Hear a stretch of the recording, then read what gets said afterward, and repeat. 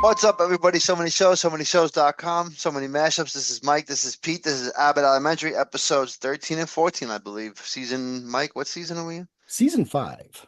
Season 5. What's up, Mike? Not too much. I don't know if you were going to mention it, but Abbott Elementary was also renewed for a sixth season, so we'll be doing these mashups for the foreseeable future, which is always a good thing. I wasn't going to mention it because I didn't even remember that you told me it. Now I do remember and I'm happy again. So that's the good thing about selective memory, people. You just forget about the good shit. And then when you get reminded of it, you're like, wow, it happened again. This is awesome. I got Yep. surprised twice with the same news. So it's all good. This was an interesting one because the episodes were so far distance in between. And because of our schedule, we're covering one that was like a month ago, a month and a half ago, whenever it came out, the Valentine's Day one. Yep. And then we're covering the one that came out this past week or last week, the Aid episode, which was hilarious. So I guess we'll Yes. just start with the Valentine's Day one. I thought it was interesting that all the teachers were trying to control the kids' love lives. Yes. And it totally backfired on them. At least it backfired on Melissa Well, and Barb, right? yeah, because they Yeah. wrote the one kid never gets any Valentine's, and it's like known, so they gave him one. But it was like from like a mysterious person, but that kid happens to have a girlfriend in the class, and everybody knows to stay away. Because listen, it became the Real Housewives of Abbott Elementary really quick. Yes. All the kids were acting like adults, and it was hilarious. Yep, definitely. That was a fun storyline. Plus the Gregory and Janine moving in together was a great storyline there as well. Also progressive of storyline because I feel that the big hook here with Abbott, especially getting renewed for season 6, that means you know that they're just gonna have longevity forever. Eventually, Greg and Janina have to get married, correct? Yeah, probably. It's Because then probably you could heading have a down that path. two-part episode, three-part episode with them getting married. Yeah. So I think that's your future there. It's just such a great show. Even their side characters are awesome and memorable. So I mean, I like these guys. Was that your favorite part of the episode? Do you have a favorite part of the episode, or Well, my favorite part was the was Janine and Gregory kind of they weren't really talking, communicating with each other. It's like his place, her place, or upgrade to a two-bedroom. And the favorite part was when Greg's like, "No, there's gonna be two incomes. You realize that, right?" And then Janine's like, the light bulb goes off. She's like, "Oh, that's right. We're gonna have two incomes," because she's so used to her significant other not paying his share of wasn't that rent and Tyreek or utilities. something? Yeah, Tyreek, her ex. Yes. And he's still in the show, which is like I said, these great side characters. You see them. I mean, I haven't seen him recently, but he's there.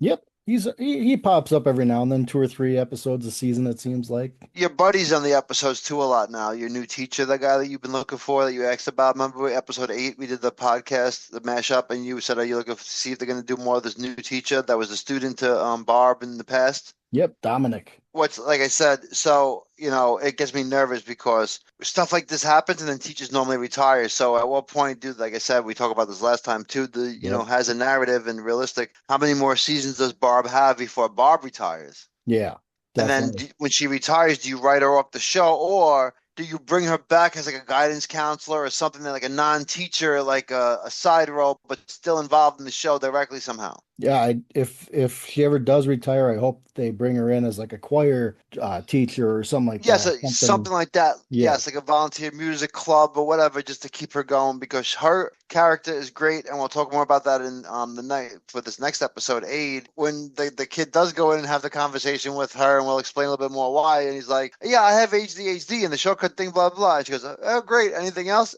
I'm not gay. Have a great day. He just walked out, and I Exactly. was like, "That's hilarious." So, yeah, his style is great. I'm really liking it. He reminds me kind of the guy from Shrinking too. That's pretty funny. So, Aid, did you have a favorite part in Aid? Yes, the one thing that stuck out of my head was Jacob clamoring to get Caleb to be the Phi Ed teacher, and it led to him bringing Caleb in to prove that he can do the job. So I like how four or five teachers were just sitting on the edge of the stage there watching Phi Ed, and kind of Jacob kind of patting himself on the back. It's like or no, trying to get Ava to officially bring him in as a Yeah. Phi Ed teacher. So that was my favorite moment there, and also the whole miscommunication with Jacob and Dominic about the ADHD or gay, type of The, thing. yeah, the, yeah, So, the shortcut, yeah, the conversation he's uncomfortable with. Yeah, no, it was good. They had Jacob's brother was actually, it was funny. I was laughing as he had like the taller kids doing yoga for flexibility and balance while the shorter kids were doing something, but like, it was just funny to see how, and you know what? Like I said, I'm in the school, so I see like, gym for me when I was a kid was you're either playing basketball, dodgeball, volleyball. It was very plain cut, even wiffle ball or some sort of baseball, and everything was like very generic. Yes. And you see that in like nowadays when I look at the gym, and my gym teacher, he's very good. He has all these games with bean bags, and there's like 4 soccer nets, and you have hockey sticks, and it's like there's different zones, and you have rules, and there's so many different things in it. Like when the kids do it, it looks very similar to what you saw towards the end of the episode with Jacob's brother when he was running the gym, just kind of like handing over the baton for the relay races, and just keeping the kids, stimulated is the word. Yeah, definitely. So gym has certainly changed from when I was a kid to kids nowadays. However, if you see like the way Gregory and Melissa thought, they think like we do. Yep. Like dodgeball is war. Like you didn't have a choice. Like, oh, I don't want to play dodgeball today. Okay, go sit with the nurse. No, you had to play dodgeball no matter what, unless you had like a medically excused note. And the dodgeballs weren't like they are now, where they're this puffy little sponge thing. Yes. We used the kickballs, but with more air. Yep. So like, that thing hurt. Yeah, I gotten hit by plenty of dodgeballs back in the day. Well, that's my point. You learn to get the fuck out the wet. Exactly. Learn how to dip, dive, dodge, and duck. I don't play politics. I don't care about politics, but games like that help you in, God forbid it ever happen, war situations. So I do feel like back in the 80s, when we were growing up and we went to gym, they wanted us to be trained for certain things just in case they needed people, because they were drafting people back in the 80s. Mm-hmm. It didn't matter if you were trained or not. You got drafted over the 70s or whatever it was when there was a draft. And you got drafted and that was it. So they wanted you to be prepared, because if there was, a real problem, they're going to start pulling people. So at that point, they wanted the people, I think, to have some sort of knowledge of, hey, there's a bullet, move. Hey, there's a dodgeball, move. Hey, there's a rock, move. Whatever it is, move, and move your ass. Exactly. And do it fast. Nowadays, I don't think we worry about that as much, because we're trying to steer away from making people aggressive. We're trying to make people less aggressive. We're trying to make the world more peaceful, kind of like what they were doing, during the Vietnam protests when they just wanted peace. And then there was a guy who used to walk around, peace in the Middle East, like... So, it is what it is. But yeah, back to the TV episode about the school. Yes. Yeah, the gym is certainly different. It's awesome. I do appreciate the gym that Caleb did. His name's Caleb, right? Jacob's brother? Yep, Caleb. Yeah, and like I said, we have a good if I recall correctly, yes. Yes. But everything's controlling the narrative. I mean, Janine got 42 kids, which I can tell you is absurd. And I don't know how those custodians, I don't know how Mr. Johnson cleans those classrooms by himself, to be honest with you. He must be a daytime guy, and they must have a night crew of 3 guys, because 42 kids in the classroom, and then the one's doing a backflip, the other one's shooting a bow and arrow. And yes. One kid's dancing, trying to get other kids to do dance moves. It was out of control, and she needed an aide, and they brought, do you remember the aide's name? Oh, shoot. I forgot to write that one down. Yeah, she's like, I'm back. Back. Yes, I forgot her name. Break it down. It don't matter to Mashup.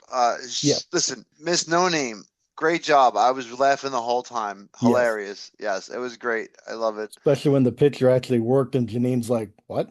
And then tried using it on Ava and it didn't work. No, I wonder if they're gonna keep that 8 around or not. I don't know. Like you said, I mean, if they keep introducing these side characters, which characters are going to getting less screen time? So, well, also, how realistic are you going to go? Because just like a school would never be in a mall. Normally, if you get an aide, the aide's there for the whole school year. Yeah. At least from where I come from, unless the aide quits or gets fired and removed, then they just get another aide. Yep. So we'll see if that's a permanent fixture now, at least for this season or for the next couple episodes while things go down. Line of the episode was definitely when he's like, Mrs. Johnson's like, why are you trying to get to Ava's inner circle? It's just me and her alone on that island against the world. That's right. Well, Mr. Johnson had a couple good moments. It was that one there, and then we saw Janine putting the hot sauce along the floor of the door, and she's like, okay, I'll clean it up, type of thing, and because Mr. Johnson's kind of giving her the stink eye. Yeah, I can tell you that's a true thing. We don't mind cleaning things that need to be cleaned, but like, when a teacher does something, and it's kind of like, just like, what it is? It's not that we care about that we have to clean it. Or we think they did it on purpose. We just know when we look at that thing on the floor, whatever it is, it's something extra that we have to clean. So it don't matter who did it, if it was done on purpose or by accident. At the end of the day, we have to clean that shit anyway.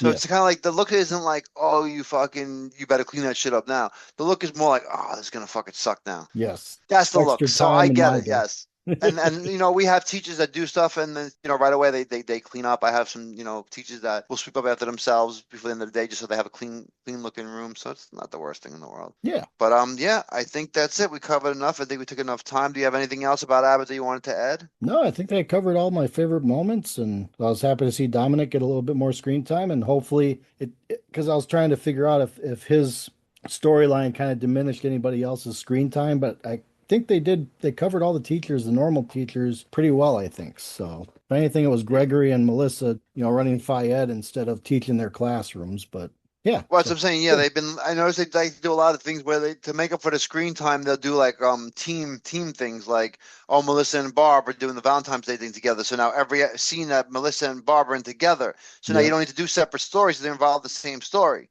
Yes. Similar. Now you have Gregory and Janine in that same aspect. Yeah, definitely. 50% of their story can be together. So that's where you maximize the time that you have with everybody. Absolutely. Yeah, it'd be nice to see what happens the rest of this season here. I'm looking forward to the next few episodes. Well, I'm looking forward to getting away from you for a moment. So that's it. Abbott Elementary, so many shows, so many shows.com, so many mashups. This is Mike. This is Pete. Episodes 13, 14, season. Mike said he thinks it's 5. I don't know. Bye.